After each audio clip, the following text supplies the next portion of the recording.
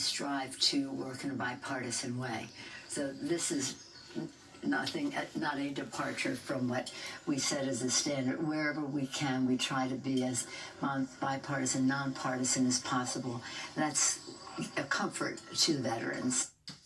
New York Times columnist Roger Cohen, who has lived in France, wrote this about the president today: how small he is, small in spirit, in valor, in dignity, in statecraft, this American president who knows nothing of history and cares still less, and now bestrides Europe with his family in tow like some tin pot dictator with a terrified entourage. To have Donald Trump, the bone spur evader of the Vietnam draft, the coddler of autocrats, the would-be destroyer of the European Union, the pay-up-now denigrator of NATO, the apologist for the white supremacists of Charlottesville, commemorate the boys from Kansas City and St. Paul who gave their lives for freedom, is to understand the word imposter.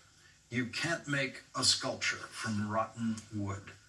Here is some of what the president read from his teleprompter today. To all of our friends and partners, our cherished alliance was forged in the heat of battle, tested in the trials of war, and proven in the blessings of peace. Our bond is unbreakable.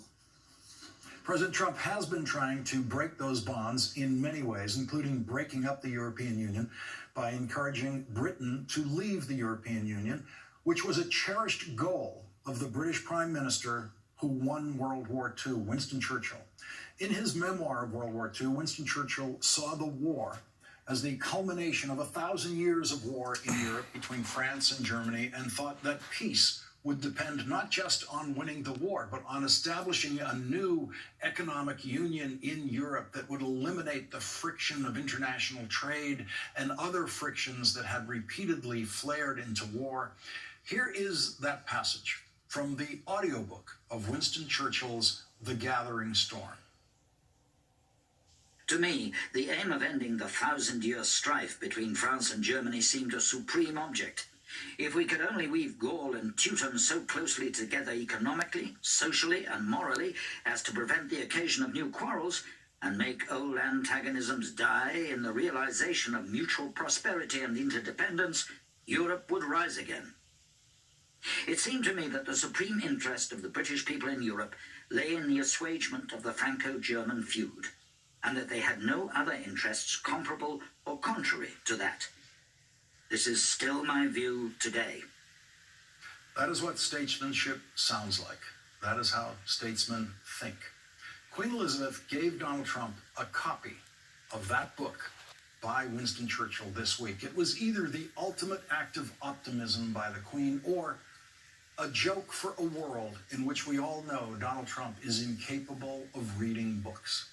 With the president in Europe today, a federal judge in Washington overseeing Michael Flynn's case ordered the release of some of the audio evidence in the obstruction of justice section of the Mueller report.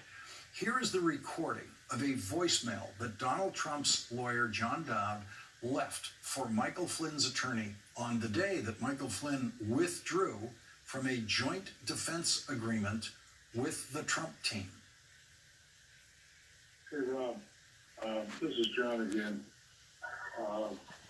Maybe I'm sympathetic, I understand your situation, but let me see if I can't state it in proper terms. If you have, it wouldn't surprise me if you've gone on to make a deal and work with the government. If, on the other hand, there's information that implicates the president, then we've got a national security issue. We need some kind of heads up, just for the sake of protecting all interests if we can.